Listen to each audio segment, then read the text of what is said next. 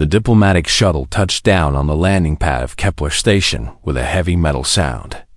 Captain Marcus Webb walked out with 6 people behind him. They all wore the blue uniforms of Earth Space Command. Marcus was tall, with gray hair and a hard face. He had been doing this job for 20 years, and every time felt the same. He felt the weight of responsibility on his shoulders. He felt the weight of not knowing what would happen next. The alien ship sat in the landing bay like a dark metal monument. It was 3 times bigger than any human ship. The surface was smooth and black, and it had weapons on every side. Marcus could see the gun ports clearly. He did not like what he saw. "They are calling again," said Lisa Hammond, the communications officer.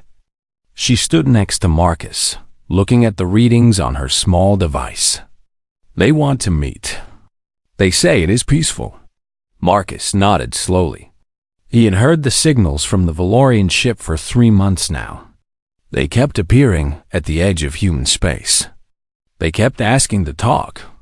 Every human captain who met them said the same thing. These beings were dangerous, even if they said they were peaceful. There was something in the way they moved, in the way their ships behaved, that made human instincts scream warnings.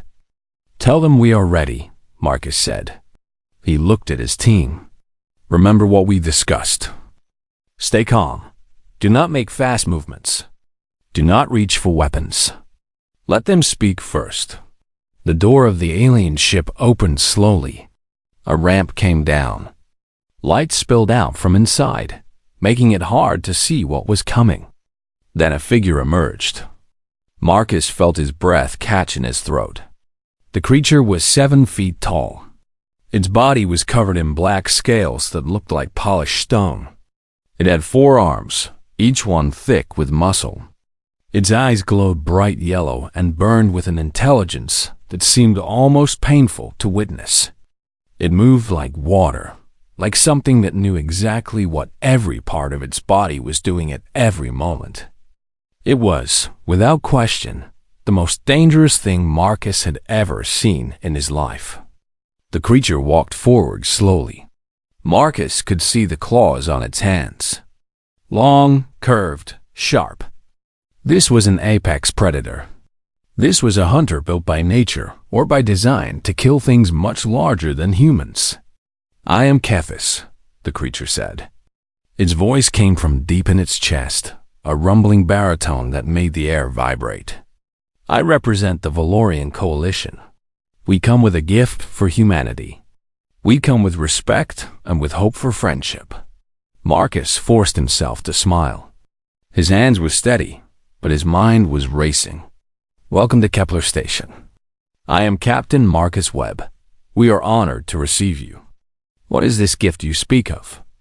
Kethis moved one of his 4 arms, and something shifted in the shadows of the shuttle behind him. Another creature emerged.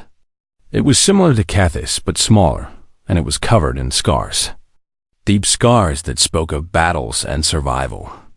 This creature had the same scale-covered body, the same 4 arms, the same glowing eyes. But this one moved differently. It moved like a weapon. It moved like a hunter that had killed many times and would kill many times again. "This is a Zarathian enforcer," Kethis said. "In our galaxy, these are the most feared creatures in the region. They are fast. They are strong. They are trained to fight and to protect. We have decided to give this enforcer to humanity. We give it to you as a symbol that we want to help you survive in a dangerous universe. Your military is young. Your technology is not yet as advanced as others.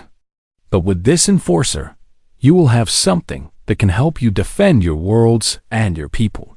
Marcus stared at the Zarathian enforcer. His security team had moved slightly closer to him, their hands near their weapons. This was the moment. This was the decision point. Marcus could reject the gift. He could refuse to take the creature. It would be the safe choice. But he also knew that the Valorian Coalition would remember a rejection. They would remember an insult. "This is a generous gift," Marcus said carefully. He chose every word with care. But before we can accept, I must ask a question. Is it friendly? There was a moment of silence.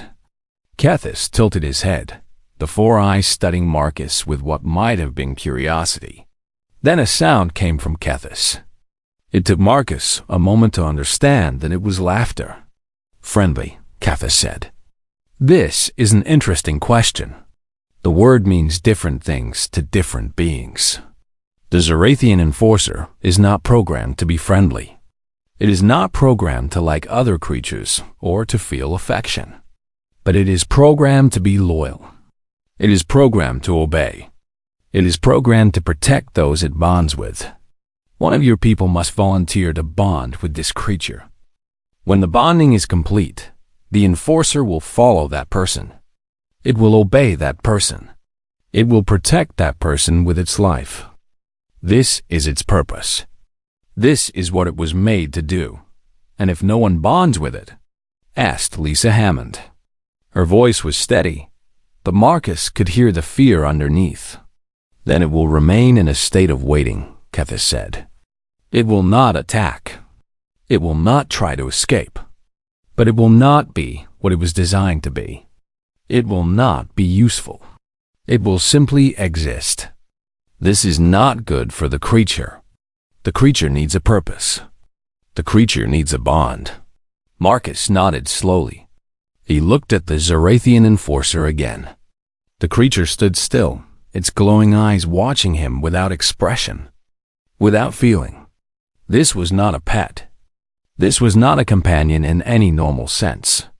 This was a weapon, a tool, a being designed only for killing. But it was also alive. Marcus could see that now. Under all the fear and the danger, under all the predatory instincts and the military training, there was something alive looking out from those glowing eyes. Something that wanted to be useful. Something that wanted to have a purpose. We will need time to decide, Marcus said. We will need to talk with our leaders. We will need to understand what we are taking on if we accept this gift. Of course, Kethis said. This is reasonable. We will remain on your station. We will wait for your answer. But I will tell you this, Captain Webb. The galaxy is not a safe place. There are others who see your species as weak. There are others who see your worlds as opportunities for conquest. With this enforcer at your side, you will be less weak. You will have a chance to survive what is coming. Kethis and the Zarathian enforcer walked back toward the shuttle. Marcus watched them go, and he felt the weight of the moment settle on him like a heavy coat. He had opened the door to something he did not fully understand. He had allowed something dangerous into human space. And the question that burned in his mind as he walked back to his shuttle was simple and terrifying. Had he made a terrible mistake? The Valorian Coalition wanted to give humanity a weapon. But weapons have ways of turning on those who wield them. Weapons have ways of changing everything they touch. Marcus Webb did not know it yet, but the decision he was about to make would change the course of human history. It would change the way humans saw themselves, and the way the rest of the galaxy saw humans. All because someone had asked a simple question. Is it friendly? Patricia Cross was not a warrior. She was a scientist. She was a linguist who spent her days analyzing languages and studying how different beings communicated with each other. She was 42 years old and had never fired a gun in her life. She had never been trained in combat. She had never been on a battlefield. Her entire career had been spent in laboratories and research stations, looking at patterns and trying to understand how minds worked across different species. So, when the emergency council meeting was held to discuss who would bond with the Zarathian enforcer, everyone was surprised when Patricia raised her hand. "I will do it," she said. Her voice was calm and quiet, but everyone in the room heard her. Admiral Houston stared at her. "Dr. Cross, I have great respect for your work, but you are not a warrior. This creature is a weapon. It was built to kill. It was built to fight. You cannot control something like this. With respect, Admiral, I do not think you understand what bonding means, Patricia said. The ambassador said the creature bonds based on will and trust. It bonds based on understanding between two beings. I can build trust. That is what I have spent my entire life doing. I can understand how other minds work. I can understand what this creature needs. I believe I can form a bond with it. Marcus Webb looked at Patricia carefully. He had known her for 3 years. She was brilliant, yes, but she was also fragile in the way that brilliant people sometimes were. She lived in her mind more than in the physical world. What would happen to someone like that when bonded to an apex predator? If you are certain, Marcus said finally, then we will allow this. The bonding took place in a sealed chamber deep below the station. The chamber was made of reinforced metal. There were emergency exits. There were weapons hidden in the walls if something went wrong. Patricia wore simple clothes. Nothing that would restrict her movement. Nothing that would make her seem like she was preparing for a fight. The Zarathian enforcer was brought in by Ambassador Kethis himself. The creature looked even larger in the confined space. Its shoulders were almost touching the walls. Its head nearly brushed the ceiling. In this small room, the creature seemed absolutely overwhelming. Patricia stood in the center of the chamber and did not move. She did not back away. She did not show fear, even though fear was moving through her body like electricity. I am Patricia Cross, she said. She spoke as if she were greeting another scientist at a conference. I know what you are. I know that you have been trained to fight. I know that you have been trained to kill. I know that you are dangerous. But I want to know something else.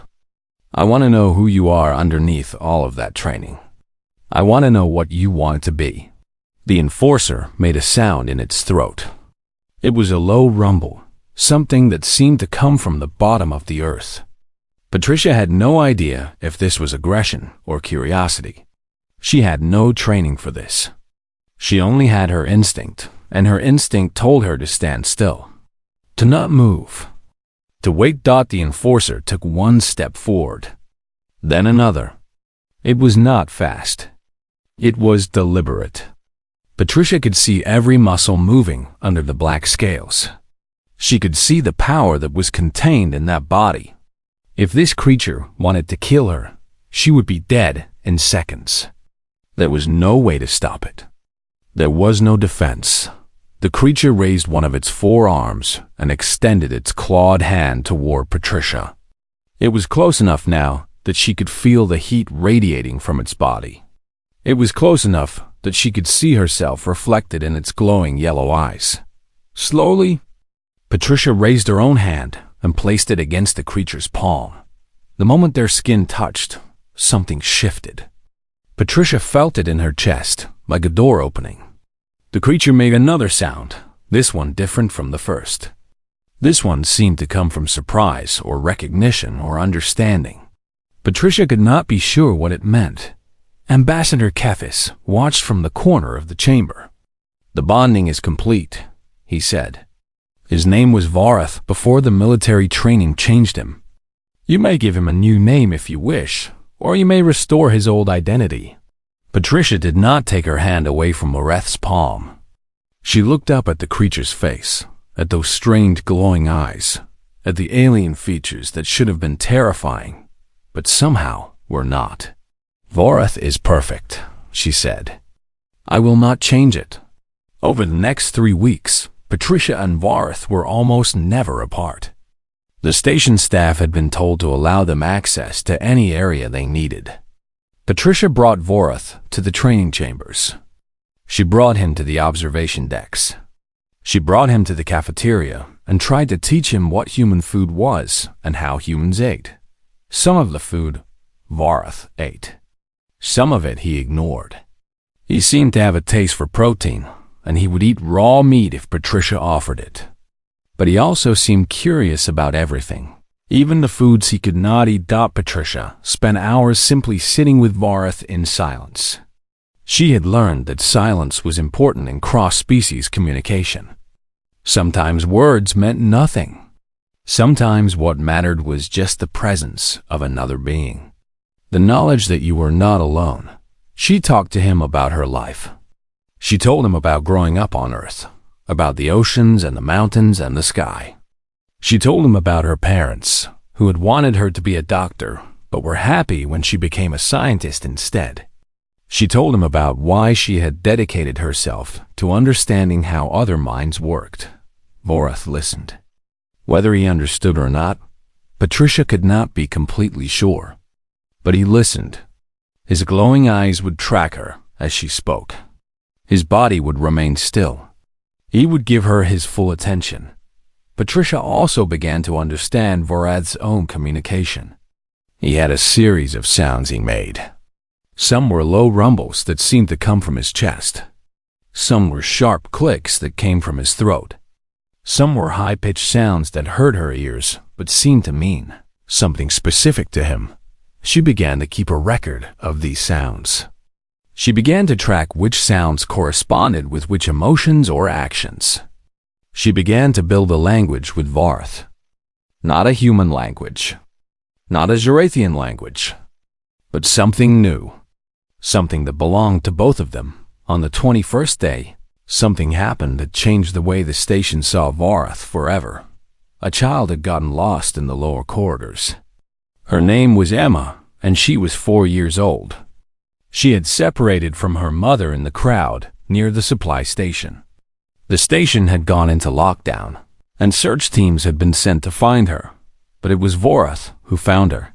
Patricia heard him make a specific sound. A pattern of low rumbles that she had come to recognize as something like urgency mixed with protection. She followed him through the corridors of the station. They moved deeper into the station, into areas that were less used and less populated. And then they found Emma in a small maintenance room, crying and afraid. Vorath made a different sound. A softer sound. He walked slowly toward the child and lowered his massive body down until he was closer to her size. His great scaled head tilted slightly, and he looked at the small human child with those glowing yellow eyes. Emma stopped crying. She looked at this creature that should have terrified her, and somehow she was not afraid. Vorath curled up next to her, wrapping his body around her in a protective position. His heat kept her warm. His presence kept her from being alone. Patricia watched as the search teams arrived and found the child safe with an alien apex predator. She waited to see fear. She waited to see violence. She waited to see the worst. Instead, when Emma's mother arrived and saw her daughter with Vorath, she did not scream. She did not try to grab her child. Instead, she looked at the creature that had protected her daughter, and she said thank you. From that moment on, Vorath was no longer seen as a weapon. He was seen as a guardian. He was seen as something more than his biology suggested. He was seen as a choice. A being who could have caused harm but instead chose protection. And Patricia understood that the bonding had been successful in a way that neither she nor Ambassador Kethis could have predicted. They had not created a tool. They had created a relationship. They had created a partnership between two beings from completely different worlds. The alarms came without warning. One moment the station was quiet, with people going about their daily work.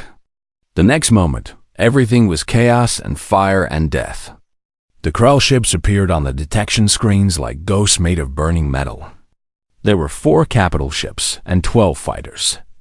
They came fast and hard, and they came with weapons that humanity did not have. Captain Marcus Webb was in the command center when the first explosion hit. The station shook violently. Red emergency lights came on automatically. Around him, his officers were shouting, trying to do their jobs in the middle of disaster.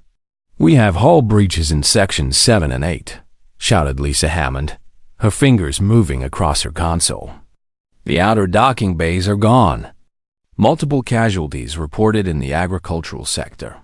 How many? Marcus asked. His voice was steady, but his hands wanted to shake. Initial estimates suggest 3,000, maybe 4,000, Lisa said. She did not look at him when she said it. She could not look at him. Marcus felt the weight of those numbers crush down on him.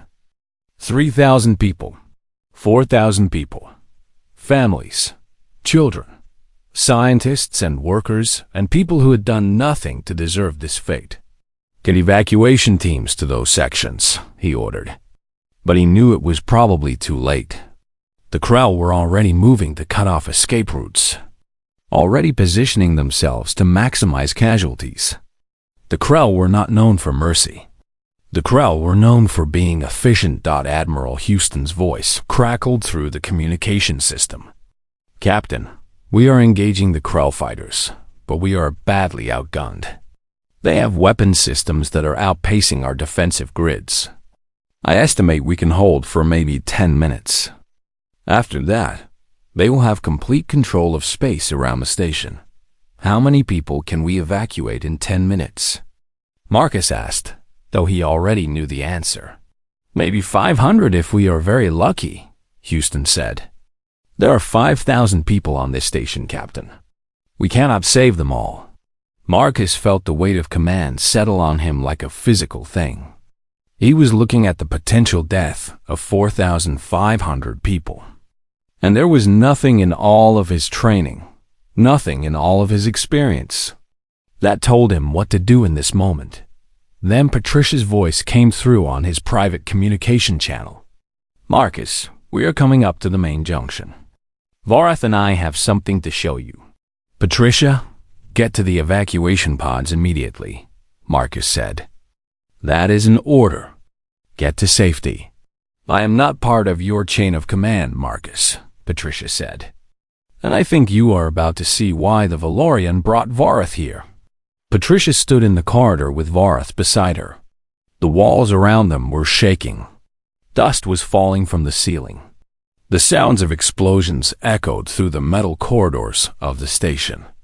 Around them, other people were running, trying to get to the evacuation pods or to the safe zones. But Patricia was calm. Vorath was calm. And that was what mattered in this moment. One of the Krell boarding parties was moving through this section of the station. They had cut through the security doors with plasma weapons.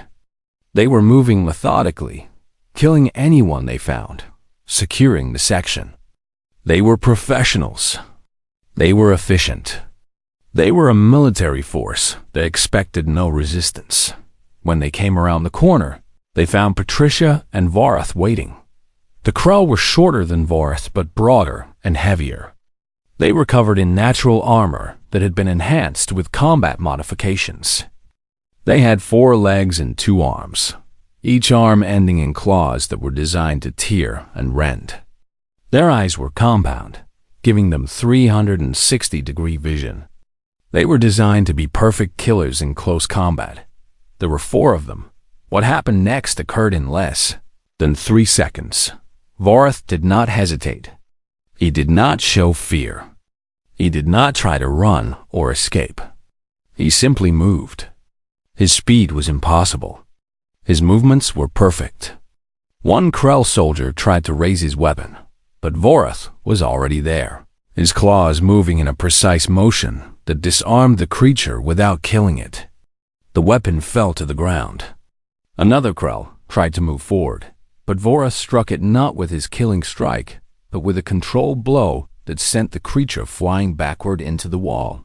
The Krell soldiers began to retreat. They were trained killers. They were experienced in combat. But they had never faced anything like Vorath. They had never faced an apex predator that had speed and strength and intelligence working in perfect coordination. Patricia ran with Vorath as he pursued the Krell soldiers back toward the docking bay where they had entered the station.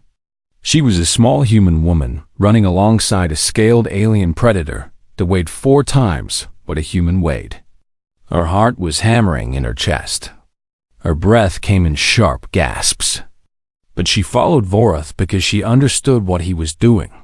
She understood his purpose in this moment. Through the station's camera feeds, Marcus watched as one of humanity's assigned gift weapons cut through the Krell boarding parties with controlled brutality. Vorath moved like water and fire combined. Every movement had a purpose. Every strike had precision. He was not just an animal reacting to danger. He was a tactical fighter making strategic decisions. He was identifying the threats and neutralizing them with the minimum force necessary. All Krell boarding parties in the main junction are retreating, Lisa Hammond announced. Disbelief was clear in her voice. The Enforcer is pushing them back. The Enforcer is actually winning. But Vorath did not stop at the docking bay. He continued forward, and Patricia understood why. The Krell boarding party could retreat to their ship and land again somewhere else. The threat would continue. They needed to be removed completely from the station. The Krell docking ship was large, designed to carry combat troops and supplies. It was heavily armored and heavily armed. As Vorath reached it, Patricia thought he would simply board it and try to clear the interior. That was what she expected. What he did instead was something that would later become legend in the history of Kepler Station. Vorath grabbed the external landing gear of the ship with two of his hands while gripping the hull with his other two hands. The landing gear began to bend. The metal screamed as it was twisted and torn. The ship listed to one side as the gear failed completely. Structural alarms began to sound inside the Krell vessel. The Krell pilots understood that they could not take off safely. Their ship was damaged. Their boarding party was failing to secure the station. Their mission had turned into a disaster. They made the decision to disengage and pull back. The ship rose on damaged emergency thrusters, its hull breach creating a trail of atmosphere and fire as it limped back toward the Krell capital ship. The crew they had left behind on the station would have to be abandoned. The operation was over. Patricia stood with Vorath in the wreckage of the docking bay. Her clothes were torn. Her hands were bleeding from small cuts. But she was alive. Vorath was alive. And more importantly, the station was alive. Around them, the battle continued in space. But the Krell ships began to break off their assault. They began to retreat. One by one, they disengaged from the station and began to move away from the system. The station-wide address system came alive with Lisa Hammond's voice. All Krell vessels are pulling back. All hostile ships are leaving the system. The attack has been repelled. Repeat, the attack has been repelled. The station erupted into sound. It was not quite cheers, not yet. It was the sound of people understanding that they had survived. That death had come and passed them by. That they would live to see another day. Patricia placed her hand on Vorath's shoulder. His scales were hot. His body was still in a state of high readiness, still prepared for more combat. But when he felt her hand, something in him relaxed. His breathing slowed. His muscles eased slightly. Patricia looked into his glowing yellow eyes and saw something that she had not expected to see. She saw relief. She saw the understanding that the danger had passed. She saw something that might have been contentment, or at least the satisfaction of having protected someone you cared about. "You were amazing," she whispered. And whether Vorath understood her words or simply understood her meaning from the tone of her voice, he made that soft rumbling sound that Patricia had come to associate with peace. The radio frequency crackled with static as Captain Nathan Cross sat in the command chair of the UNSS Valiant. It was an old ship, one of humanity's first real deep space vessels. Not fancy, not advanced by galactic standards, but it was human-made. And that meant it was built to last. The message came through at 0300 hour station time. The voice on the other end was broken and rough. Governor Amy Peterson of Colony 7 spoke with the tone of someone who knew they were about to die. This is Governor Peterson. This is a Priority 1 distress signal. The Krell Empire has invaded. They came without warning. They came without mercy. My people are dying. My soldiers are falling. We need help. We need anyone. We need you. The transmission cut to static, then started again. If anyone hears this, send help. We have 30,000 civilians here. We have soldiers. We have weapons. But the Krell are too many. Their ships are too big. Their weapons burn through our armor like it is paper. We are losing ground every hour. Send help. Please send help. Nathan Cross leaned forward in his chair. His hands gripped the metal armrest so hard, his knuckles turned white. Around him, his bridge crew stared at their screens. The information was bad. Really bad. Commander Elena Vasquez looked up from her navigation console. Her dark eyes met Nathan's. She was the best pilot he had ever worked with. She came from a farming family in the rural parts of Texas. Her hands could move a ship through space, like a dancer moved across a floor. Captain, we are 14 hours away from Colony 7 at maximum speed, Elena said. Her voice was calm, but Nathan could hear the worry underneath. What is the Krell fleet size? Nathan asked. Chief Engineer Robert Hayes spoke from his station near the back of the bridge. Robert was an older man, maybe 55, with gray hair and hands that had built and fixed more machines than most people could count. He had spent his whole life learning how to squeeze power out of engines. Based on the sensor data from the colony, we are looking at a capital ship, maybe 3 cruisers, and at least 20 fighter craft. Our ship can take damage, but we are not built for war. We are built for exploration. Nathan nodded slowly. He already knew this. The Valiant was not a warship. It was a research vessel. The UN's Valiant had been sent out to explore new star systems and map unknown space. It carried scientists and engineers and pilots. It did not carry soldiers or weapons designed for heavy combat. Tactical Officer Marcus Stone leaned back in his chair. Marcus was young, maybe 32 years old, with short dark hair and the kind of focused mind that could see patterns in chaos. He had trained at the military academy on Mars. He knew how to fight, even when the odds were terrible. Captain, if we go in there, we could die, Marcus said. It was not a question. It was a fact. I know, Nathan replied.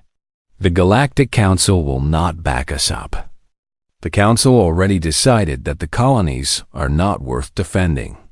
They said the resources would be wasted on a losing fight. They will not send a fleet. Nathan stood up from his chair. He walked to the viewport and looked out at the stars. Somewhere out there, past the black void, people were dying. Real people. Humans like him. They had built a colony on a hostile world. They had worked hard. They had made families. And now the Krell were burning their homes and killing their children. Do we follow our orders? Nathan asked. His voice was quiet but strong. Do we sail past Colony 7 and pretend we did not hear the distress call? Do we go back to headquarters and tell them that we heard people dying and we did nothing? Elena stood up. No, Captain. That is not who we are. Robert nodded. I can push the engines harder. I can get us there faster. The engines will be strained, but they will not break. Not yet anyway. Marcus looked at the tactical display again. He was calculating odds, running through scenarios in his head. Nathan knew what he was thinking because he was thinking the same thing. They had no chance. Not really. But they had to try. We go, Nathan said simply. The bridge crew moved into action. Elena's fingers flew across her navigation console. Robert raced down to the engine room to boost power. Marcus started running combat simulations, trying to figure out even one scenario where they could win on. Nathan sent out a message of his own back to Earth Command. He told them that the USS Valiant was responding to the distress call from Colony 7. He told them that they would do everything possible to help the colonists. He did not tell them the odds. He did not tell them that command would probably court-martial him for acting without orders. He simply told them what he was doing and why. The Valiant began to accelerate. Nathan felt the shift in the ship's motion. The engines hummed louder.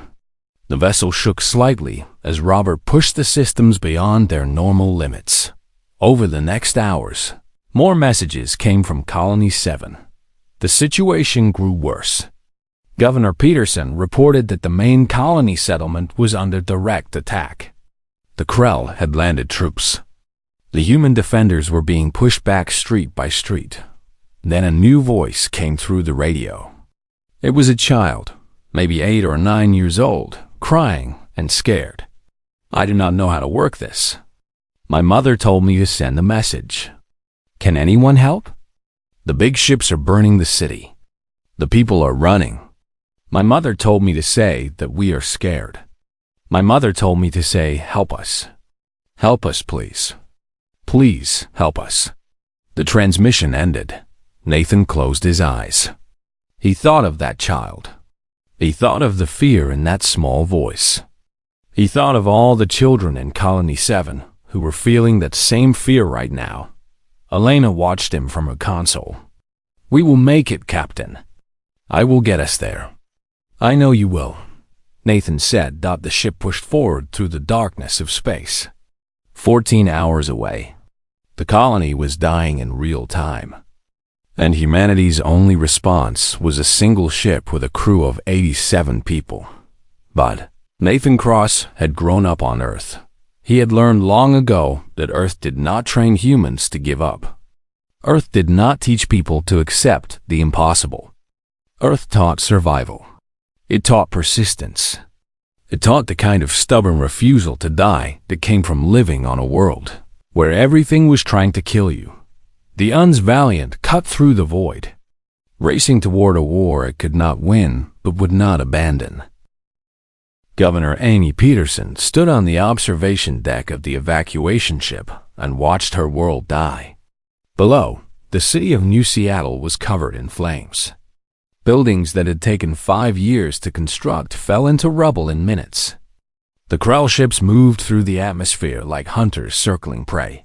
She had maybe 2 hours before the Krell landed their troops in force. Maybe 2 hours to get the remaining civilians off the planet. She had already evacuated 15,000 people. Another 10,000 waited in the shelters, hoping someone would come to save them. But no one was coming. The Galactic Council had made its decision. Humanity was new. Humanity was weak. The resources to defend Colony 7 would be wasted. The Council said this while sitting safely in their high stations, protected by generations of military strength. Amy Peterson did not cry. She had passed crying a long time ago. Now there was only work. There was only the endless task of saving whoever she could save. Her defense commander, Major William Cross, entered the observation deck. He looked worse than she felt. His uniform was torn. His face was covered in soot and blood. He had been fighting on the ground until 10 minutes ago, when she ordered him to fall back and coordinate the evacuation. "Governor, we have lost the outer perimeter," William said. "The Krell are advancing toward the main shelters. We can hold them maybe 1 hour, maybe less. How many soldiers do we have left?" Amy asked. 430. "We started with 2,000. The Krell weapons are too powerful. Our armor does not hold. Our weapons barely scratch their ships." Amy nodded. She had expected this answer. She had known from the beginning that fighting the Krell was hopeless. But she had to try anyway. If she did not try, more people would die faster. Get everyone out of the shelters. Put them on the evacuation ship. I do not care if we are over capacity. I do not care if they have to stand. Get them out. "Yes, Governor," William said. He turned to leave, then paused. We received something on the radio. A message from a human ship called the UNSS Valiant. They say they are coming to help. Amy turned from the window. One ship? Yes, Governor. One human exploration vessel. Amy closed her eyes. One ship against the entire Krell fleet. It was suicide. It was beautiful and hopeless and utterly pointless. But it was something. It was one more human who had decided to fight instead of run. How long until they arrive? She asked. 3 hours, maybe 4. The captain did not give a precise time. 3 to 4 hours. The Krell would have full control of the planet in 2 hours. The evacuation ship would be in space by then, but the Krell had ships that could follow. The fleeing civilians would be hunted as they tried to escape. Below, in the colony, Major William Cross organized the final evacuation. He sent soldiers through the streets, knocking on doors, pushing people toward the evacuation centers. Some came willingly. Some had to be carried. Some refused to leave their homes. One old man, a farmer named Joseph, stood in front of his house. He had built it with his own hands. He had planted trees around it that had grown tall and green.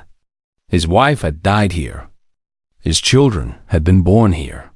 "I am not leaving," Joseph said. William grabbed his arm. "Sir, you have to move. The Krell will be here in minutes. Let them come. This is my home. I am staying."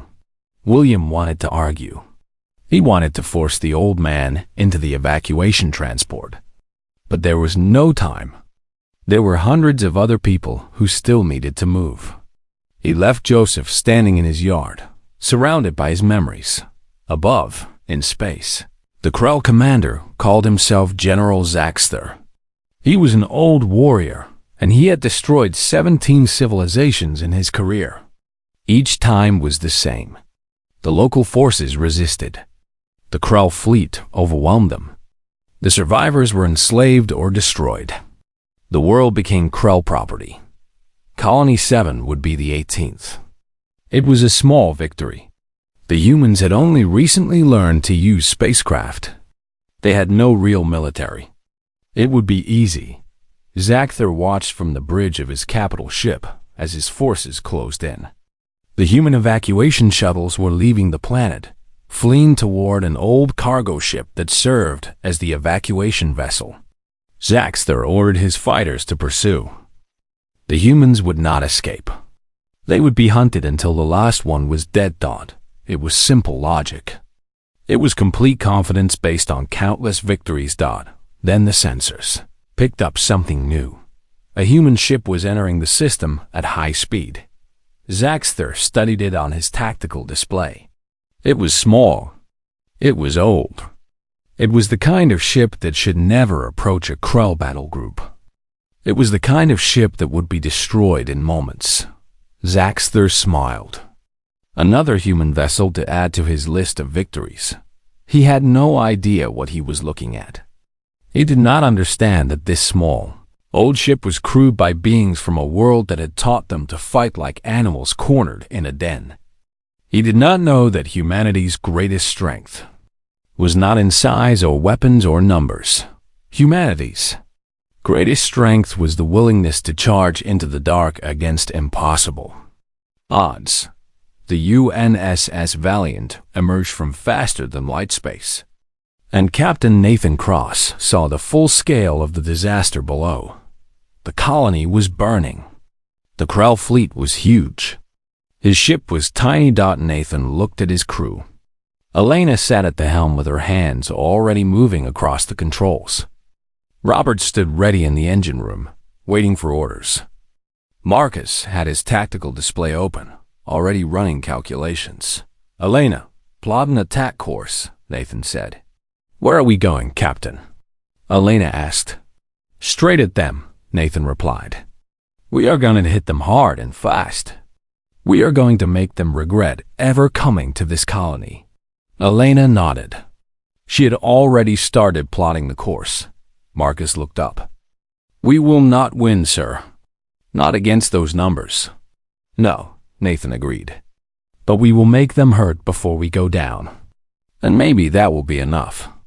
Maybe that will give the evacuation ship time to escape.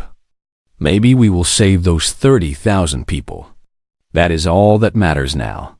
The Uns Valiant accelerated toward the Krell fleet.